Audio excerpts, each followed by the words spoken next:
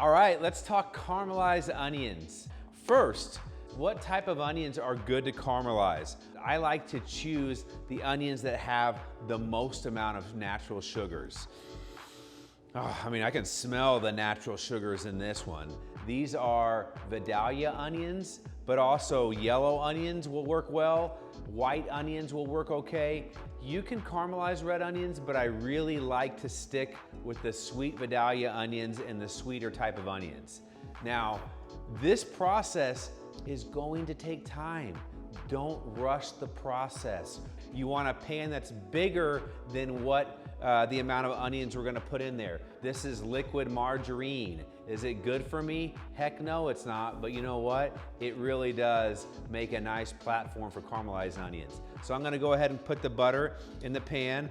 Oh my gosh, look at that liquid goodness. That looks like a whole lot of unhealthy fat in there, but that's okay, all right? Because it's gonna promote a really good amount of browning on our onions. You know, when I slice the onion, I try to get them as uniform as I can. Now we're gonna put it in the pan, and I want to layer the pan, and again, I don't wanna overcrowd the pan too much. Why not? Let's throw them all in there. We got the onions in, and I'm gonna add just a little bit of salt and pepper to my onions, because again, you know, everything needs salt and pepper. It's gotta be properly seasoned. We're talking about the depth of flavor, the layers of flavor. This process is probably gonna take about 30 minutes to do, caramelize these onions. So our onions are caramelizing, and I wanna talk about different stages of caramelization in the onions. So the blonde stage of the onions, this is where we're at right now. Those are gonna be used for soups, not French onion soup, add them to different types of dishes. And then we wanna go well beyond the blonde stage. We wanna go into the really dark color that we're gonna top on a steak. Just checking in on these onions. Again, look at the color transformation to where these were 25 minutes ago to where they are now. And you see how it's starting to foam and bubble? Again, add a little bit more water, and we're gonna scrape the fond. The fond are the bits in the bottom of the pan. We're gonna scrape those off, and we're gonna continue to caramelize. I think we're about 5 or 6 minutes away to where we're at the perfect, and I mean the perfect caramelized onions. All right, checking in on these caramelized onions. Like I said, they are a labor of love. They are taking a while.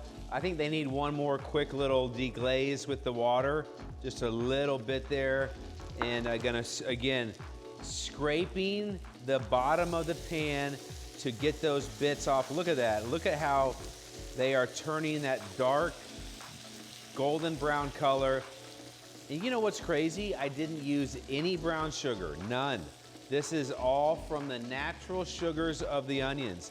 But it's kind of one of those things that you have to baby, you have to kind of stir, because if not, they're gonna burn. We're about 1 or 2 minutes away for the perfect caramelized onions. But again, I'm just working that pan. I got a nice spatula here. You know, there's a lot of fat, a lot of butter in that pan. I like to kind of dump them onto just a plate with a paper towel, just to get some of the excess butter. But look at how beautiful those are. This is just the natural science of the onion. It's a beautiful thing, isn't it? So now we have just got the fat off there. I like to put these onto a plate, just like so. What I wanna do is I'm gonna serve these on the side of my perfectly seared ribeye, just like so. That way, if I wanna cut a little bit of steak and get a little bit of caramelized onions, I can. Or if I just wanna eat the steak as is, I have that option to utilize both there. So there we have the perfect caramelized onion.